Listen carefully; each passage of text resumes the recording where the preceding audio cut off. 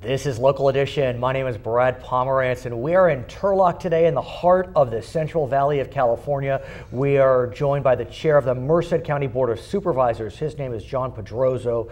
And so I want to speak with you about the Central Valley and the challenges, the struggles it is facing, as is the whole state, with regard to the drought. On the ground, what do you see in Merced? Well, first of all, Brad, thanks for having me here today. I know I was back here in, I think, February. Right, well, it's good to always be in the Central Valley. Kind of do a follow-up of where we were back in February to where we are now.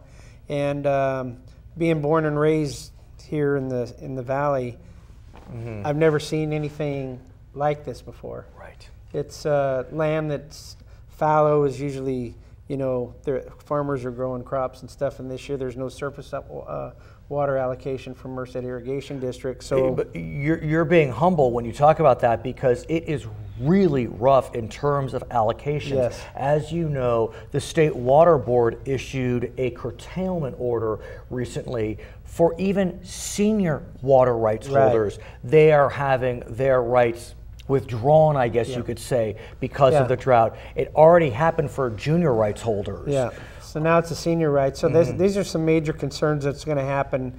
And eventually, I don't know if we'll see the impact of it as this year as bad as next year, because a lot of the farmers were already prepared for the worst. And then I think next year, if we don't get an abundance of rain, it could be probably devastation like it was, and it might sound silly to say this, but it'll be like the Dust Bowls of Oklahoma. No, it's not silly. And you know, if you think about, you know, this Central Valley, I was back in Washington, D.C. back in May, and we met with different leaders throughout our representatives, plus some people from the administration's office, to say that the problem we have is people don't realize how valuable the San Joaquin Valley is because of what we grow here. And the problem is now is the world market is so strong, because if you think about when we were kids, you know, crops were seasonal. You know, watermelons you could only get in the summertime, cantaloupe, stuff like that. Well, now you can go any time of the year, and you can get sweet corn during the winter, you can get squash during the winter. Coming from South America, for example. So people don't realize that. So that's why I don't think people really see the devastation that's going on here in the valley, in my opinion. Yeah, but let's talk about what's happening in Washington versus Sacramento, for example. I was recently in Washington, and what it seems to me and to many observers is that in the nation's capital, Democrats and Republicans are really fighting feverishly over the drought. And the drought has become very political. Whereas in Sacramento, and especially in the Central Valley, we've discussed this, Democrats and Republicans, I mean, there are differences, but they've come together on this issue, on the water bond, bipartisan support, passed overwhelmingly. So are you concerned that what's happening in Washington could negatively impact this region? I don't think so, because of the leadership that we have here in the valley, as far as you know, Senator Cannella, Assemblymember Olson, Mr. Gray, Adam Gray, but it's like you said, the problem that you have, the difference between Sacramento and Washington D.C. is here you have each party working together because they know the severity of what's happening, and we're living it. I mean, and you know, I don't want to belabor this, but it is a very serious issue, and it impacts us as elected officials because we're having to deal with constituents that have problems that they can't solve, and they need help.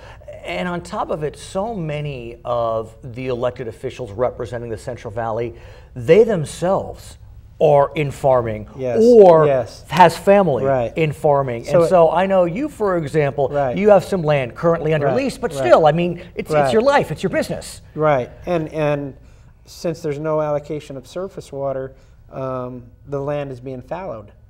So if it's, and you know, it's only 105, 110 acres, but if you look at some of these other people, other growers that have no other source, and what are they going to do? Well, let's talk about what they are doing. What they are doing is they're turning to groundwater, which has been plentiful for so many years. I see that look in your eye because it's painful. What's happening, I mean, you've described it. they're digging deeper and deeper and Right. deeper. What are you hearing? What are you seeing? Well, you did it yourself, actually. Yeah. Well, what's happening right now is, the county, and I think back in February we discussed that we were in the process of getting an ordinance Right. in place. We did get the ordinance through, and it's a little more. There's a little more paperwork you have to fill out Okay. to qualify for. We're not saying you can't do it, but you can't sell and transfer water out of the aquifers. I've learned, over the last year and a half that, Merced County, we have 4 water basins that border other counties. So you want to make sure that you take care of that. I see. But in the process, also, you have farmers, and you don't want to stop agriculture because there's property rights. But what's happening is everybody is now, that can financially, are putting in these big ag wells and going, 5, 6, 8, 1,000 feet deep. And what is that doing to the aquifer above? Right. To the domestic homeowners that have their own wells. Sure. So and it's impacting them. And as I understand it, that impact is both literal and metaphoric in that the ground is starting to sink on itself. Right. The concept is known as subsidence. Subsidence. So that's another issue. This is such a complicated, because there's so many pieces to the puzzle. Right. Because property rights come into play, because if you're a landowner, you should be able to do whatever you want with your land. But the aquifer underneath, whose is it? Because water travels underneath. Of course. So I want to talk about one of the most important crops in your region, which are almonds, almonds, as some people call it, almonds. It seems as if, sir, every month or so, there's a new crop du jour that becomes a scapegoat. Right.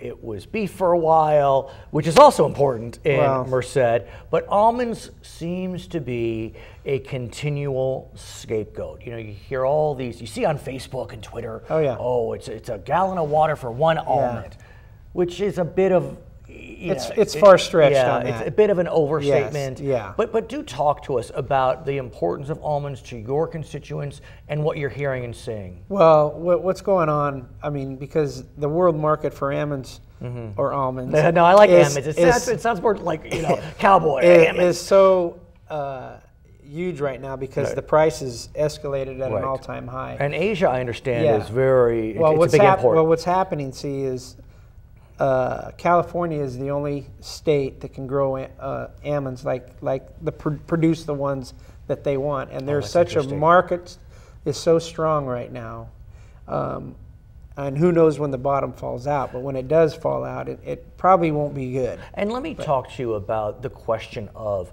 what's being grown. There has been discussion about whether there should be crop preferences. Governmental or market driven. Now, we know Governor Brown has said he's not looking towards the government giving preferences, but are we getting to that point where we need to think about what we're growing? I don't know, because that goes in, that is for another show. Yeah, it is, and you'll come back and we'll come back and talk about it. Dairy industry is huge here in California, and the almond industry is huge, and poultry. But as far as what makes it so complicated is property rights. And if you own your own property, you should be able to do whatever you want with your property. It's a very complicated issue. And that's all I can say. Where I do, and I know other supervisors that I talk to through up and down the state, what's probably irritating the most is, and I don't know if that's the right word to use, but I'm going to use it. Land that has been native pasture that now is being converted into the almonds or pistachios or walnuts. Well, you have to realize that they have to get water, and that water to punch the wells is depleting our water. You'll come back? I'll come back. He is John Pedrozo, Chair of the Board of Supervisors in Merced. I'm Brad Pomerance from Turlock. It's Local Edition.